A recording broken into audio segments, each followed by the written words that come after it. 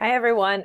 We are going to insert a YouTube video into our web page. Now, unfortunately, this used to be a lot easier to do, but it's not terribly difficult. But to get it to the right size, we have to edit a piece of code.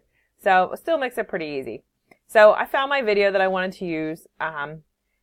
You may find that some of the videos won't play when you put them on your website. They're restricted, so you might want to find a different one so that you can see it, so I can make sure that it worked. But once you find your video, I believe mine does work. Down the bottom right hand corner here, there's a share button. You can click there. And I'm going to go down here to this embed.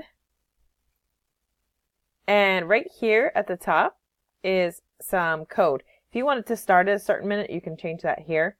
But otherwise, I'm just going to copy this code right there. And I'm going to go to my web page in my div right. And I'm going to paste that code. Now, the only thing is the size of it is going to extend beyond the width that I've had you create this website. So I'm going to ask you to change the width to 480 and the height to 270. Okay, so I'm going to preview this and make sure that runs for us.